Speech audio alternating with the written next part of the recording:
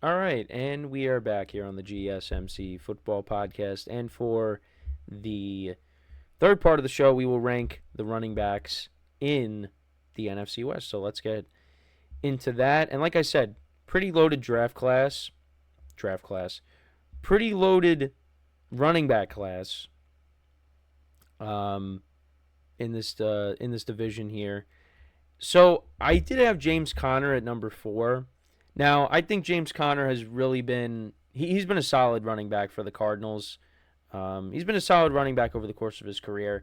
The problem with him, unfortunately, is he keeps getting hurt. But when he plays, he is he's a pretty good running back. And once again, well, actually not once again, but did get over 1,000 yards for the first time in his career. He had 208 carries, 7 touchdowns, but again, did miss some time during the year. He played in. He only played in 13 games, and he had over 1,000 yards. He actually has never played a full season. He has always missed some games, but like I said, when he does play, he's productive, and I expect him to be productive once again with the Cardinals. Now, the Cardinals did draft Trey Benson, so he could become James Conner's replacement at some point out of Florida State. I wanted to try to pull up his numbers with Florida State. So he also did go to Oregon back in 2021, but he only had 22 yards and a touchdown. But yeah, last 2 years in Florida State, 990 rushing yards and 9 touchdowns. And then last year, he had 905 rushing yards and 14 touchdowns. So that could be James Conner's replacement. But yeah, I got James Conner at 4. Think he's going to have another solid year. And let's see what happens with the Cardinals. I mean, this offense could definitely be underrated with Kyler Murray being healthy. So that's my thoughts there. Then at number 3, I got Kenneth Walker, another productive running back. The Seahawks, they have a good running game with him, with Zach Charbonnet. Walker now going into his 3rd season. Last year, his first year he had over 1,000 yards. He had 150 rushing yards and 9 touchdowns. Last year he had 905 yards and 8 touchdowns. He was hurt at certain points during the year. Well, how many games did he end up missing? So he ended up missing 2 games last year. So, but still put in a good season, 8 touchdowns, like I said. I mean, this Seahawks offense, I mean, if you look at their skill position players, you can make the argument that they're ranked, maybe at number 1, including the receivers. Now, I think you would probably put the 49ers at 1 still. Judging by how this list is going, you could probably figure who's going to be at number 1 with the running backs. But, yeah, I mean, with Kenneth Walker, Charbonnet, and then you got DK Metcalf and Tyler Lockett and Jackson Smith and Jigba. I mean, this is a good group. The problem they got is the quarterback position, and Geno Smith has been a nice story for them, but the Seahawks are going to have to find a way to upgrade this quarterback position if they're going to want to, go even further. And I just think with Geno Smith, they're kind of limited at what they can do. I think he's done a great job these last 2 years. I mean, last year was kind of a step down from the previous season. Seahawks, still finished with the same record, but they didn't make the playoffs. And yeah, Geno Smith, wasn't,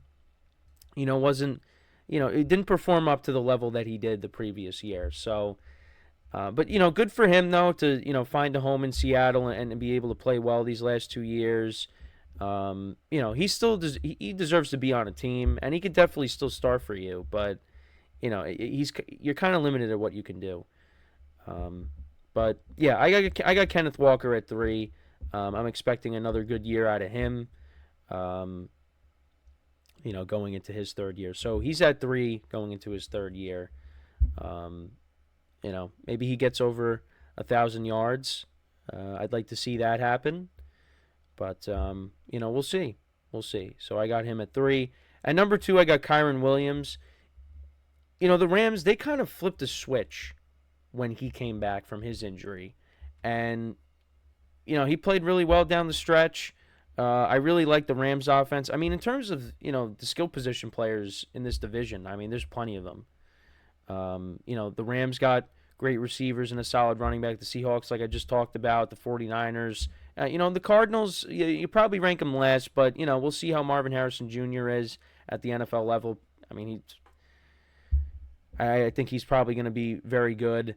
And you got James Conner, Trey McBride, the tight end. The Cardinals got weapons, but I'd probably still rank him last.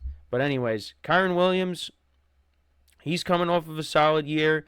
Like I said, did miss some times last year, but still put together a solid year. He was third in rushing yards. He was tied for seventh in touchdowns. He had 12 rushing touchdowns last season. He had 1,144 rushing yards. He had 228 carries.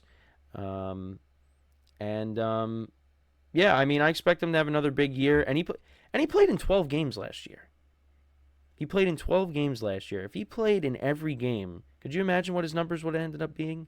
He could have maybe had like close to 20 rushing touchdowns. They really relied upon him.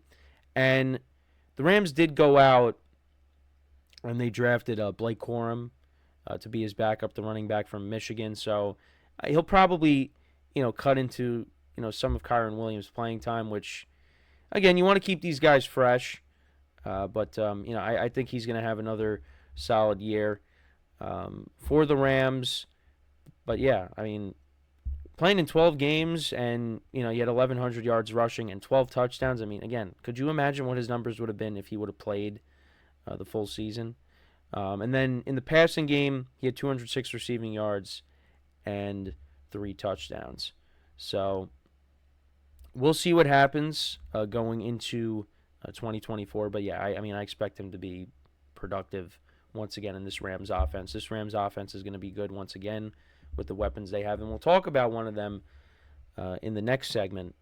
But, yeah, so I got Kyren Williams at 2. And then, of course, no surprise, number 1, Christian McCaffrey is the best running back in the NFL, in my opinion and many people's opinion. He plays in, one of the best offenses in the NFL with the 49ers. He just is unbelievable, whether it's just purely running the football or catching passes out of the backfield. He could do it all. I mean, he could throw a touchdown pass like he did in the Super Bowl. I mean, he's unbelievable. I mean, the 49ers getting him from the Panthers, I mean, that was one of the best moves, one of the best trades in recent memory. Last year, and, he had some down years because he was hurt. But, with the 49ers, the last 2 seasons, so when he got traded to the Panthers, or when he got traded from the Panthers, in 2022 he had 159 carries, 746 rushing yards, and 6 touchdowns. Last year, running the football, 272 carries, 1,459 rushing yards, and 14 rushing touchdowns. And then receiving, he had, if I can pull up the stats here. Yeah, he had 564 receiving yards, 67 receptions, 7 touchdowns. So he had 21 touchdowns in total. I mean, he was an automatic touchdown every single week. He really just is an unbelievable player. And, he's another guy that's taken that 49ers offense to a new level. And that should continue in 2024. But, I mean, the number 1 spot was just not hard to pick. I mean, he's the best running back in the NFL, and he's going to be, the top draft pick in fantasy because of what he's able to do. And, he might have to be relied upon a little bit more because, with everything going on with Brandon Ayuk, Brock Purdy's really going to need him, Christian McCaffrey. And, he's gonna be fine. Christian McCaffrey is gonna have a big year once again, and you wonder how many good years McCaffrey has left because he's been injured a lot over the course of his career. Although with the 49ers, he has stayed healthy. Well, I know I keep saying that, but he still plays. It's just but he plays through a lot of injuries. So, but the 49ers, they want to try to manage his workload a little bit. With some of the other running backs that they have on the team because they don't want this guy to get hurt. That's the last thing they need. So, um, I think that's smart. But, yeah, no, he's been great for the 49ers. He really has. So, to kind of go through it once again, so James Conner at 4, Kenneth Walker at 3, Kyron Williams at 2, and Christian McCaffrey at 1. Again, like I said, this running back class in the division is just, it's loaded. You could probably rank this at 1 because there's really not one bad running back in this division. So,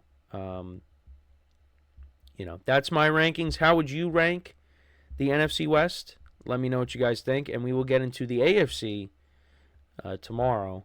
So we'll start off with the AFC East. So we'll get into the Bills, the Jets, the Patriots, and the Dolphins. We'll get into them, and that one's going to be kind of hard. Well, because some of the teams, like the Dolphins, they're going to have a committee.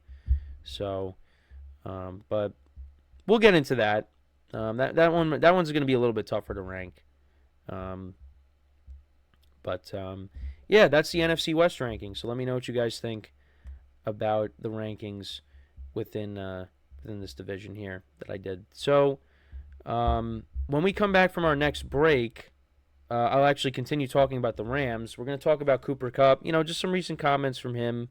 And also, just talking about, what he's had to deal with the last couple of years and, what the expectations are for him going into this season because, he's not that far removed from, the Triple Crown a few years ago.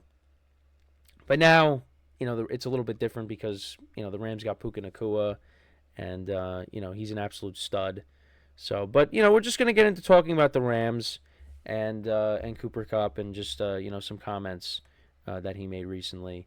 And I'll give you my thoughts on him. So, that is what we'll do when we come back from our next break. So, with that being said, stick around, and we'll be right back here on the GSMC Football Podcast.